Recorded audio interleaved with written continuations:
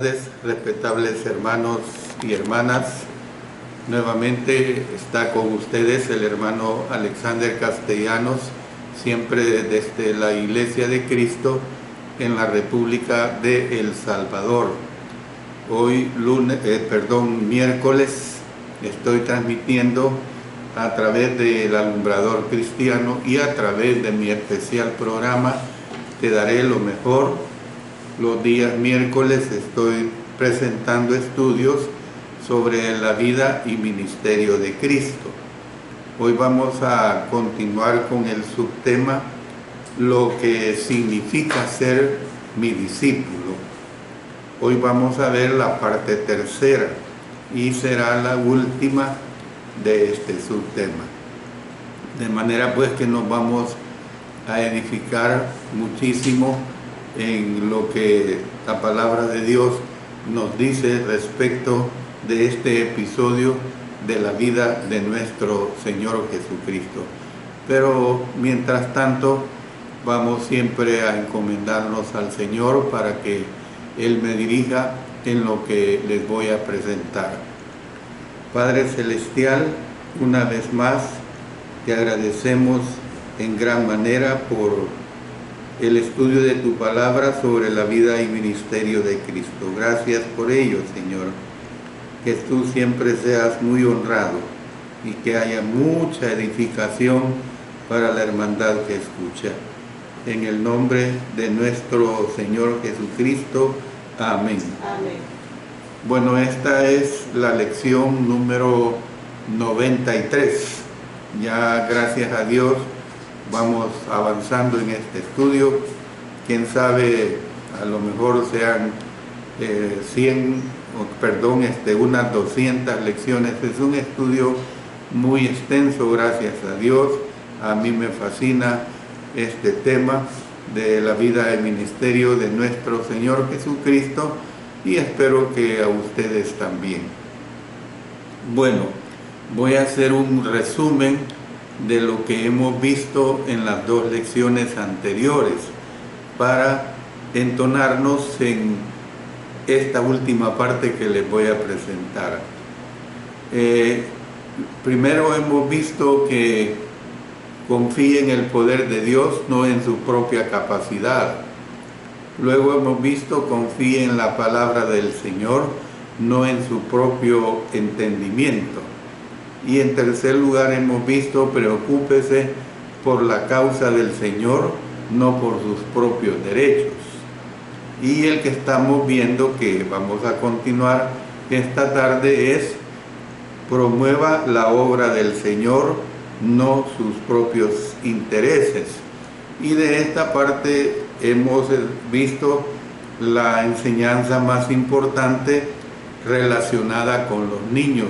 Y hemos visto que es lo que vamos a continuar estudiando, enseñanzas secundarias relacionadas con los niños y por supuesto vamos a llegar a la conclusión del estudio.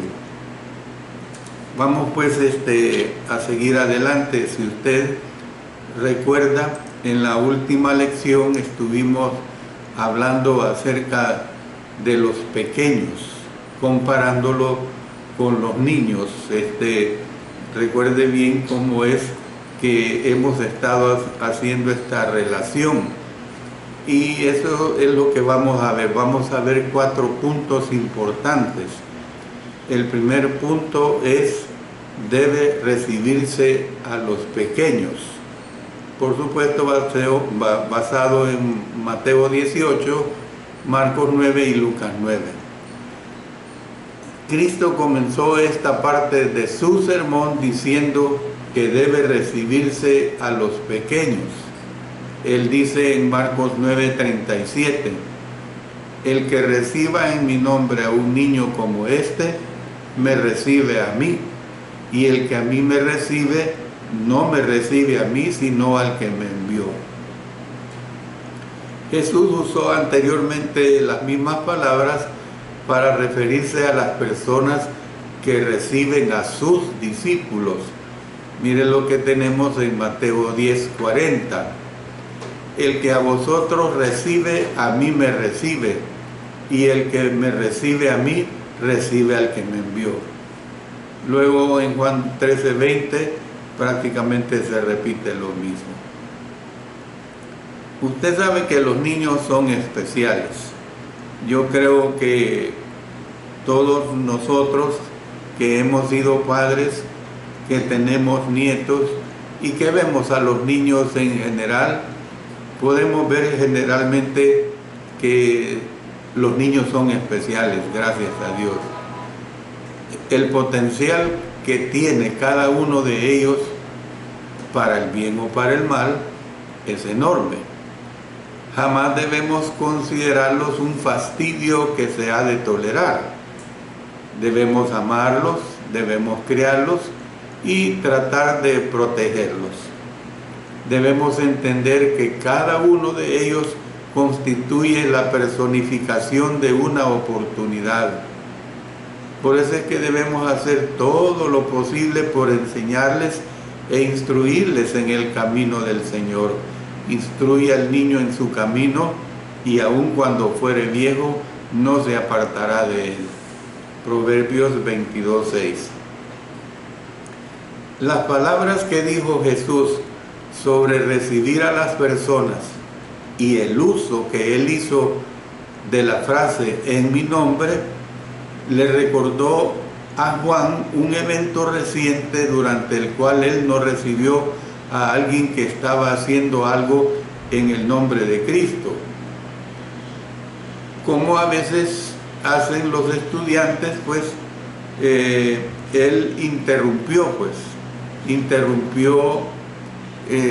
a su maestro diciéndoles, Lucas 9:49 leamos, dice: Maestro, hemos visto a uno que echaba fuera demonios en tu nombre y se lo prohibimos porque no sigue con nosotros. ¿A quién se refería Juan cuando dijo hemos visto a uno? El texto no lo dice. En vista de que ese personaje evidentemente estaba echando fuera demonios, no parecía ser un impostor, como si lo eran otros que más adelante tratarían de usar el nombre de Jesús para llevar a cabo exorcismos. Mire lo que nos dice el libro de los Hechos, capítulo 19, leamos desde el verso 13 hasta el 16. Pero algunos de los judíos exorcistas ambulantes intentaron invocar el nombre del Señor Jesús sobre los que tenían espíritus malos, diciendo: os conjuro por Jesús, el que predica Pablo. Había 7 hijos de un tal Esceva, judío, jefe de los sacerdotes, que hacían esto. Pero respondiendo el espíritu malo, dijo: a Jesús conozco y sé quién es Pablo, pero vosotros ¿quiénes sois? Y el hombre en quien estaba el espíritu malo, saltando sobre ellos y dominándolos, pudo más que ellos, de tal manera que huyeron de aquella casa desnudos y heridos. Tenga presente que Jesús tenía otros discípulos, además de los 12. Y esto lo confirma Lucas 6:13. Dice: y cuando era de día, llamó a sus discípulos y escogió a 12 de ellos, a los cuales también llamó apóstoles. Entonces, yo le digo, tenga presente que Jesús tenía otros discípulos además de los 12, y que los apóstoles no fueron los únicos a quienes el Señor impartió poderes milagrosos durante su ministerio terrenal. Mire lo que nos dice Lucas 10, leamos los versículos 1 y 17. Después de estas cosas, designó el Señor también a otros 70, a quienes envió de 2 en 2 delante de él a toda ciudad y lugar a donde él había de ir. O sea, 35 equipos, pues. Versículo 17. Volvieron los 70 con gozo, diciendo: Señor, aún los demonios se nos sujetan en tu nombre. Las palabras clave de la declaración de Juan probablemente sean estas: no sigue con nosotros. En otras palabras, no era uno de los apóstoles que estaban viajando con el Señor en ese tiempo. Recuerde que el marco de esta conversación lo constituía la ambición llena de envidia de los apóstoles. Los 12 pudieron haber tenido envidia de otro discípulo de Jesús que, sin ser apóstol, tenía la fe que se necesitaba para hacer lo que ellos habían sido incapaces de hacer poco antes. Porque mire lo que nos dice Mateo 17, versículos 16, y después leemos versículos 19 y 20. Y lo he traído a tus discípulos, pero no le han podido sanar. Viniendo entonces los discípulos a Jesús aparte, dijeron: ¿por qué nosotros no pudimos echarlo fuera? Jesús les dijo: por vuestra poca fe, porque de cierto os digo que si tuvierais fe como un grano de mostaza, diréis a este monte: pásate de aquí a allá, y se pasará, y nada os será imposible. Esto fue lo que Jesús le contestó a Juan: no se lo prohibáis, o no se lo prohibáis, porque ninguno hay que haga milagro en mi nombre, que luego pueda decir mal de mí, porque el que no es contra nosotros, por nosotros es. Marcos 9, 39 y 40. La idea básica del Señor parece clara. Esto es lo que en otras palabras estaba diciendo: necesitamos todos los amigos que podamos conseguir. Hay tantos hoy que hablan mal de mí que es alentador saber que al menos hay uno que no lo hará. Bueno, quien no sea enemigo declarado puede considerarse un amigo.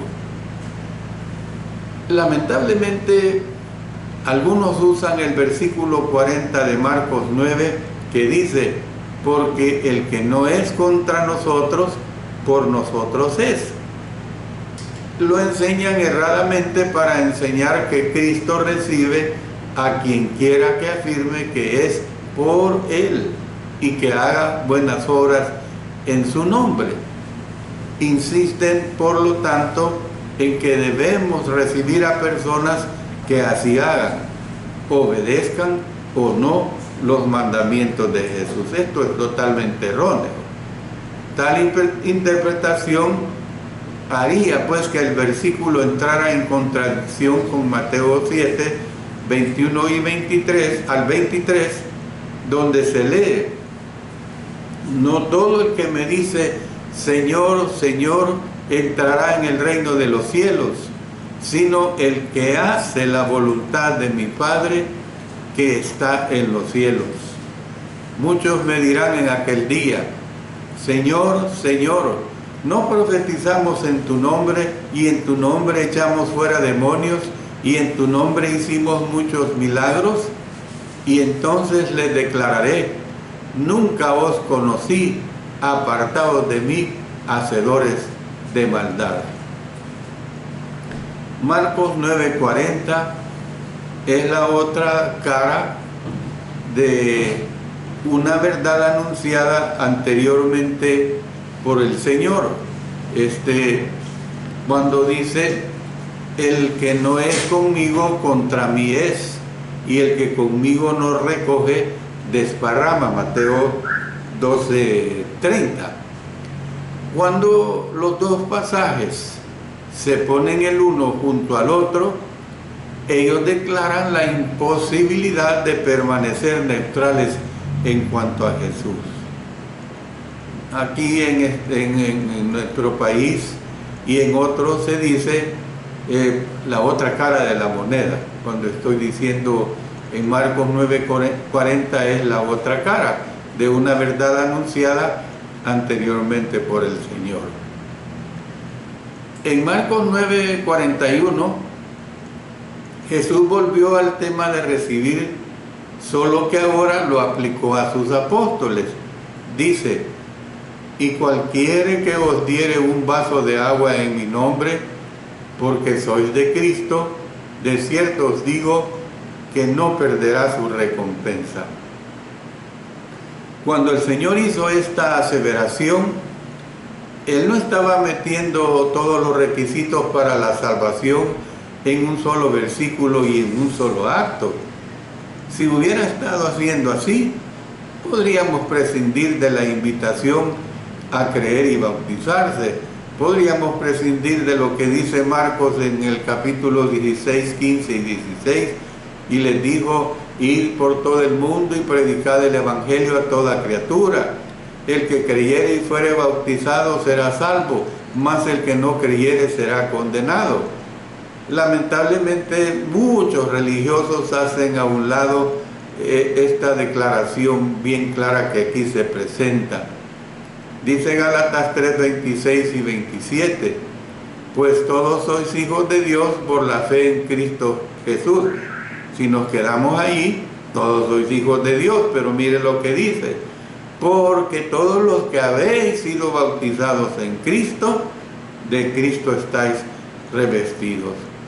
Entonces, yo estoy diciendo que cuando el Señor hizo esta aseveración, Él no estaba metiendo todos los requisitos para la salvación en un solo versículo y un solo acto. Si hubiera estado haciendo así, podríamos, repito, prescindir de la invitación a creer y bautizarse. Podríamos simplemente darle vasos de agua a las personas e instarles a que les den el agua a los cristianos. Jesús estaba simplemente aseverando que Dios se agrada cuando la gente anima a los que llevan su nombre. Bueno, veamos el punto número 2 en relación a los pequeños. El número 1, se lo recuerdo, debe recibirse a los pequeños. El número 2, se debe revitalizar a los pequeños. Usted sabe lo que es revitalizar: es enforzar, es dar más fuerza. Pues se debe revitalizar a los pequeños. Ahí lo vemos en Mateo 18 y Marcos 9. Cristo volvió luego al tema de los pequeños diciendo, mire lo que dice Mateo 18:6: y cualquiera que haga tropezar a alguno de estos pequeños que creen en mí, mejor le fuera que se le colgase al cuello una piedra de molino de asno y que se le hundiese en lo profundo del mar. Marcos 9:42 dice lo mismo. La palabra griega que se traduce por piedra de molino de asno se refería a una piedra de moler tan grande que un asno debía hacerla girar, o sea, con la fuerza de un asno, pues. Sería una tragedia que un peso tan grande le hundiera a uno en el fondo del mar, pero no una tragedia tan grande como la que aguarda a los que hagan tropezar a los pequeños. Se dice que en la antigüedad algunas civilizaciones administraban la pena de muerte atando al condenado a una piedra de molino y arrojándole en el mar. Era una forma como ejecutaban la pena de muerte. Bueno, la enseñanza es la misma, sea que apliquemos el término pequeños a niños, a recién convertidos o a cristianos en general. Debemos esforzarnos por jamás hacer algo que influya en otro para hacer lo malo. Dice Romanos capítulo 14, leamos los versículos 13 y luego nos pasamos al 21. Así que ya no nos juzguemos más los unos a los otros, sino más bien decidir no poner tropiezo u ocasión de caer al hermano. 21. Bueno es no comer carne, ni beber vino, ni nada en que tu hermano tropiece, o se ofenda, o se debilite. Se pronuncia un ay sobre el hombre por quien venga el tropiezo. Miren lo que nos expresa Mateo 18:7. Ay del mundo por los tropiezos, porque es necesario que vengan tropiezos, pero ay de aquel hombre por quien viene el tropiezo. Las palabras de Jesús requieren que hagamos examen de nosotros mismos, que nos preguntemos diciendo, ¿estamos abrigando algo que nos haría daño a nosotros y a otras personas? Si la respuesta es afirmativa, debe arrancarse de nuestra vida. Mire lo que nos dice en Marcos 9, 43 al 48. Si tu mano te fuera ocasión de caer, córtala. Mejor te es entrar en la vida manco que teniendo dos manos ir al infierno, al fuego que no puede ser apagado, donde el gusano de ellos no muere y el fuego nunca se apaga. Y si tu pie te fuere ocasión de caer, córtalo. Mejor te es entrar a la vida cojo que teniendo dos pies ser echado en el infierno, al fuego que no puede ser apagado, donde el gusano de ellos no muere y el fuego nunca se apaga. Y si tu ojo te fuere ocasión de caer, sácalo. Mejor te es entrar en el reino de Dios con un ojo que teniendo dos ojos ser echado al infierno, donde el gusano de ellos no muere y el fuego nunca se apaga. Yo doy una aclaración al respecto. Es obvio que Jesús está usando lenguaje figurado para describir el infierno, o sea, el Gehenna. En un fuego literal no viven gusanos literales. Hay acuerdo generalizado en el sentido de que las figuras de los gusanos y el fuego se derivan del vertedero de basura que estaba al sur de Jerusalén y que se conocía como el Valle de Hinnom o Behinnom. Por ejemplo, miren lo que hay una serie de versículos, yo le voy a leer unos pocos nada más. Miren lo que nos dice 2 Crónicas 28:3. Quemó también incienso en el valle de los hijos de Hinnom, e hizo pasar a sus hijos por fuego conforme a las abominaciones de las naciones que Jehová había arrojado de la presencia de los hijos de Israel. También 2 Crónicas 33:6 dice, y pasó sus hijos por fuego en el valle de los hijos de Hinnom, y observaba los tiempos, miraba en agüeros, era dado a adivinaciones y consultaba a adivinos y encantadores. Se excedió en hacer lo malo ante los ojos de Jehová hasta encender su ira. Es probable pues que la figura pues de los gusanos se refiera al tormento eterno de una conciencia totalmente culpable. Miren, lo ilustro esto con el Nuevo Testamento. Lo ilustro con Lucas, capítulo 16, versículos 25 al 28. Pero Abraham le dijo, hijo, acuérdate que recibiste tus bienes en tu vida, y Lázaro también males, pero ahora este es consolado aquí, y tú atormentado. Además de todo esto, una gran cima está puesta entre nosotros y vosotros, de manera que los que quisieren pasar de aquí a vosotros no pueden, ni de allá pasar acá.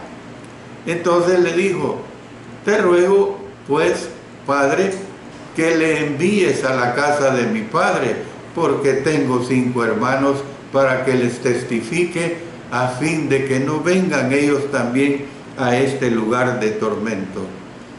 Mientras, pues, como estoy diciendo, es probable que la figura de los gusanos se refiera al tormento eterno de una conciencia culpable, mientras que la figura del fuego se refiere a la angustia de estar eternamente separados de la presencia de Dios. Porque mire lo que dice el apóstol Pablo en 2 Tesalonicenses 1:9, los cuales sufrirán pena de eterna perdición, excluidos de la presencia del Señor y de la gloria de su poder. Jesús usó una terminología parecida anteriormente en el Sermón del Monte. Vamos a leer de Mateo capítulo 5, 27 al 30. Usted recuerda que esto lo estudiamos ampliamente.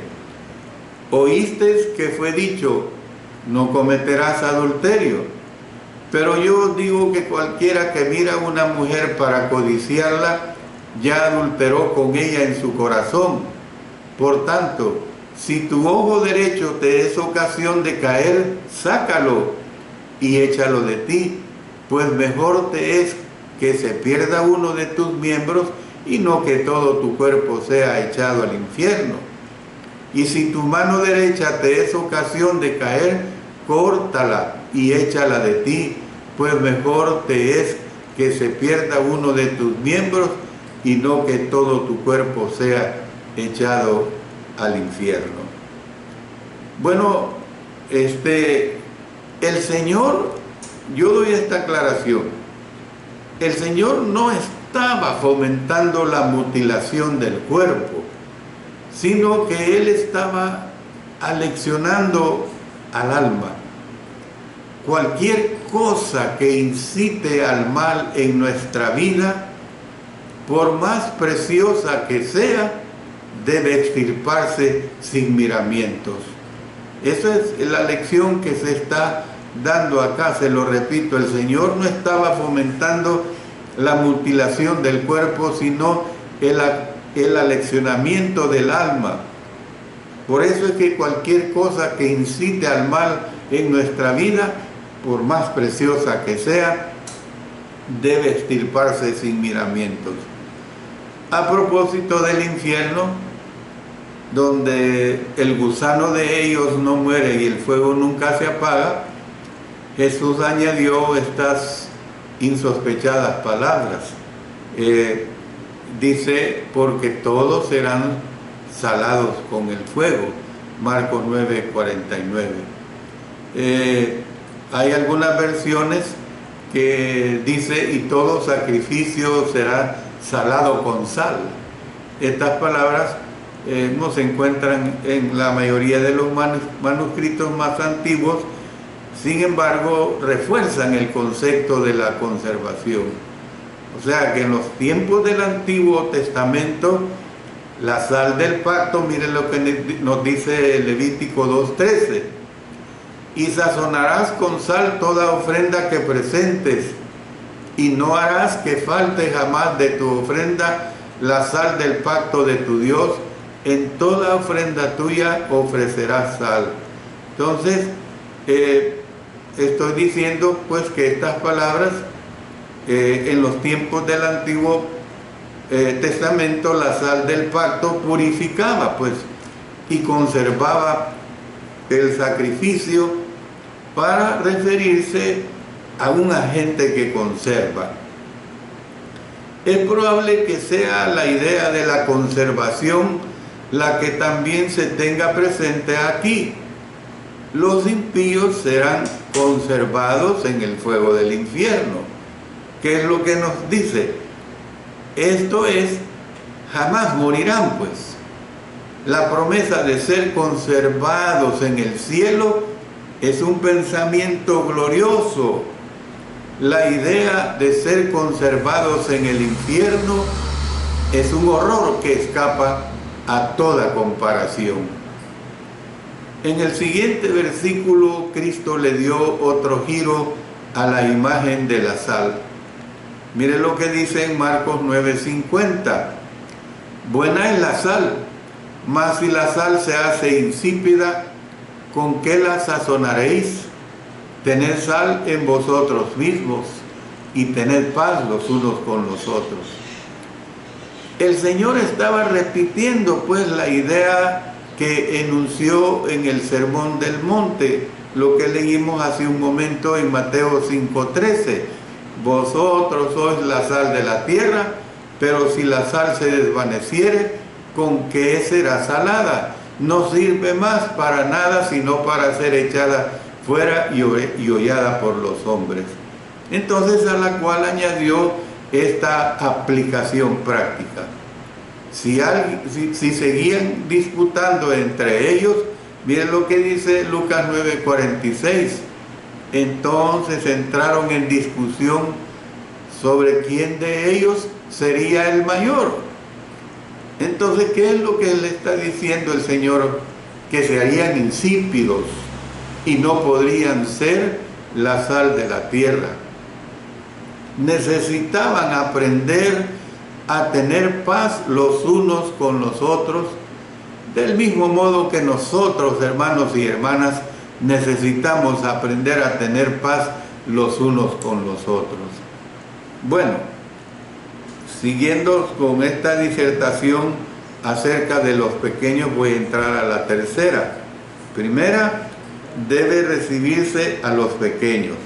Segunda, debe revitalizar a los pequeños. Y tercera, se debe respetar a los pequeños. Se debe respetar a los pequeños. Lo tenemos ahí en Mateo 18:10. Bueno, la versión del Rey Santiago en el versículo 11 dice que no se encuentran la mayoría de los manuscritos más antiguos. Sin embargo, hallaremos las palabras de ese versículo más adelante. Lucas 19:10 dice: porque el Hijo del Hombre vino a buscar y a salvar lo que se había perdido. Una vez más, Jesús volvió a su tema de los pequeños diciendo: mirad que no menospreciéis a uno de estos pequeños, porque os digo que sus ángeles en los cielos ven siempre el rostro de mi Padre que está en los cielos. Mateo 18:10. La palabra griega que se traduce por menospreciar combina las palabras abajo y mente. Significa lo que damos a entender con la expresión considerar inferior, es decir, considerar inferior a otra persona. Jamás debemos considerar inferiores a los niños, ni a los recién convertidos, ni a ningún hijo de Dios. Todos son muy estimados ante los ojos de Dios. La última parte del versículo 10 es fascinante y a la vez desconcertante, pues esto es lo que leemos: sus ángeles en los cielos ven siempre el rostro de mi Padre que está en los cielos. Estas breves palabras han dado lugar a las miles de páginas que se han escrito sobre los ángeles guardianes.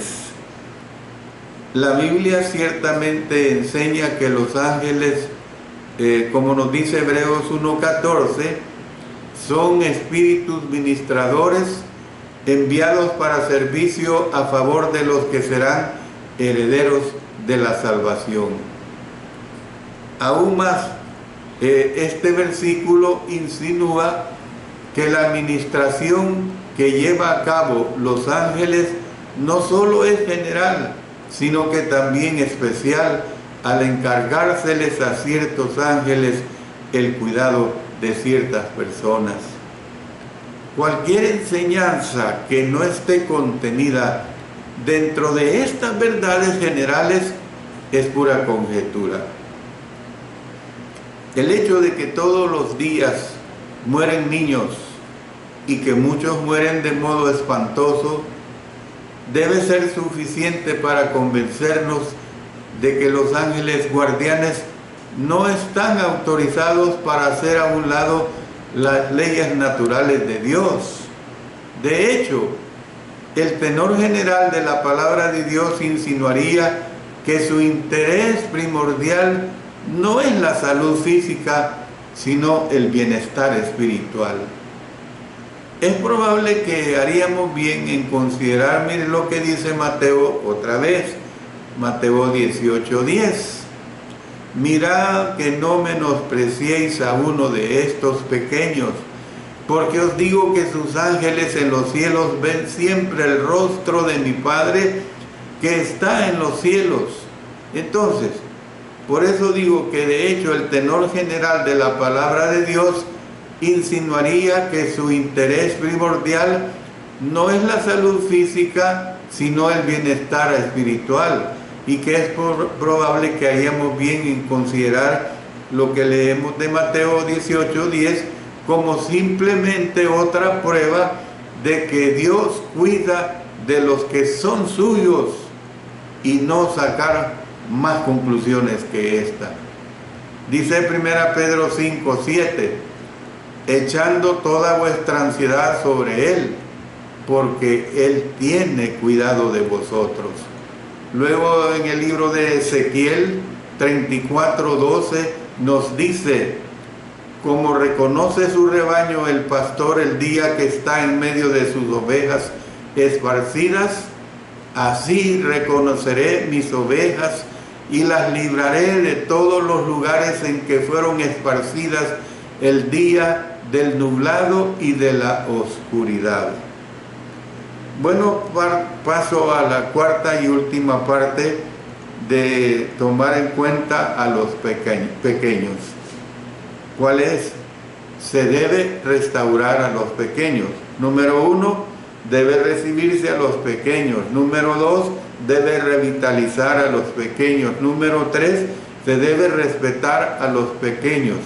Y número 4, se debe restaurar a los pequeños. Ahí lo considera en Mateo 18:12 al 14. El Señor terminó su enseñanza sobre los pequeños con una ilustración conocida para la mayoría de nosotros. Leamos Mateo 18:12 al 14. ¿Qué os parece? Si un hombre tiene 100 ovejas y se descarría una de ellas, ¿no deja las 99 y va por los montes a buscar la que se había descarriado? Y si acontece que la encuentra, de cierto os digo que se regocija más por aquella que por las 99 que no se descarriaron. Así no es la voluntad de vuestro Padre que está en los cielos, que se pierda uno de estos pequeños. Jesús más adelante presentó la figura de una oveja perdida junto con las de una moneda perdida y un hijo perdido, para dar lugar a uno de los capítulos más memorables de la Biblia, que es Lucas 15. El asunto principal que presenta aquí es el mismo que recalca en el capítulo de Lucas, Dios. Miren lo que dice 2 Pedro 3:9. No desea que ninguno perezca, sino que todos procedan al arrepentimiento. Una vez más, se puede hacer aplicación a una variedad de pequeños. Los niños crecen y se descarrían en los montes del pecado. Dice Romanos 3:23, por cuanto todos pecaron y están destituidos de la gloria de Dios. Entonces pues necesitamos traerlos dulcemente de vuelta al Señor. Un recién convertido o un antiguo puede deslizarse de la fe, dice Hebreos 2:1. Por tanto es necesario que con más diligencia atendamos a las cosas que hemos oído, no sea que nos deslicemos. En otras palabras, pues necesitamos restaurar al que hacía con espíritu de mansedumbre. Miren lo que dice en Gálatas 6:1. Hermanos, Si alguno fuere sorprendido en alguna falta, vosotros que sois espirituales, restauradle con espíritu de mansedumbre, considerándote a ti mismo, no seas que tú también seas tentado. Lo que dice también Santiago 5, 19 y 20. Hermanos, si alguno de entre vosotros se ha extraviado de la verdad y alguno le hace volver, sepa que el que haga volver al pecador del error de su camino, salvará de muerte un alma y cubrirá multitud de pecados. En conclusión de este estudio, quiero decir lo siguiente. Antes les sumarizo la consideración que hay que tener sobre los pequeños. Debe recibirse a los pequeños, debe revitalizar a los pequeños, debe respetar a los pequeños y se debe restaurar a los pequeños. El discurso de Jesús no termina con la anterior idea. Como veremos más adelante, siguió una sección muy específica sobre las relaciones entre los hermanos. Yo le recomiendo que usted, si así lo desea, lea posteriormente a este estudio Mateo 18, desde el verso 15 hasta el 35. Ahí se consideran 2 episodios. Ahí está considerado cuando Pedro le pregunta al Señor: ¿hasta cuántas veces he de perdonar a mi hermano? Y la respuesta que le da el Señor: hasta 70 veces 7. Ahí se considera también la situación de aquel deudor que tenía una gran deuda y el amo se la perdonó, el Señor se la perdonó, y él no le perdonó la deuda pequeña a uno de sus siervos. ¿Cómo es que debido a esa actitud, pues fue entregado a pagar totalmente esa deuda? Al concluir, deseo volver a la aseveración del Señor que se recoge en Mateo 18, 3 al 4. De cierto os digo que si no os volvéis y os hacéis como niños, no entraréis en el reino de los cielos. Así que cualquiera que se humille como este niño, ese es el mayor en el reino de los cielos. Nuestro estudio ha mostrado que uno puede ser grande en el reino a menos que se humille como un niño. Ahora hay que señalar que Cristo dijo que uno ni siquiera puede entrar en el reino sin tal clase de humildad, hermanos y hermanas. Yo le digo, debido a la falta de espacio, no será posible repasar en este momento los asuntos más importantes de la lección, pero usted lo puede hacer posteriormente. Gracias a Dios están resumidas y grabadas estas lecciones, que las puede leer o escuchar en la lección número 91 y número 92. Algunos son demasiados orgullosos para reconocer que están perdidos en el pecado. Otros son demasiado orgullosos para reconocer que necesitan a Jesús. Aún otros son demasiado orgullosos para someterse a su voluntad mediante ser bautizados. Esa clase de orgullo condenará el alma. Es nuestra oración que ese dañino orgullo no gobierne su vida. Si usted necesita hacer la voluntad del Señor, hoy mismo deshágase de su orgullo y actúe obedeciendo. Yo le muestro pasajes neotestamentarios sobre el orgullo. Mire lo que dice Romanos 1:30. Murmuradores, detractores, aborrecedores de Dios, injuriosos, soberbios, altivos, inventores de males, desobedientes a los padres. En 2 Timoteo 3:2 dice: sin afecto natural, implacables, calumniadores, intemperantes, crueles, aborrecedores de lo bueno. Santiago 4:6 dice, pero Él da mayor gracia, por esto dice, Dios resiste a los soberbios y da gracia a los humildes. Y por último, dice 1 Juan 2:16, porque todo lo que hay en el mundo, los deseos de la carne, los deseos de los ojos y la vanagloria de la vida, no provienen del Padre, sino del mundo. Dios nos ayude, amados hermanos y hermanas, a acatar todas estas enseñanzas de tal manera que hagamos esfuerzos múltiples por aplicárnoslas a nuestra vida. Dios bendiga a cada uno de ustedes, hermanos, que Dios me siga bendiciendo para poder seguir presentando estos mensajes y por supuesto ayudando a su vida espiritual. Oremos. Padre Celestial, infinitas gracias te damos, porque tu palabra es grandísima. Ella nos ayuda, nos redarguye de todo lo que tenemos que hacer, de todo lo que tenemos que obrar, en acuerdo a tu sagrada voluntad. Gracias por ello, Señor. Lo hacemos todo en el poderoso nombre de nuestro Señor Jesucristo. Amén.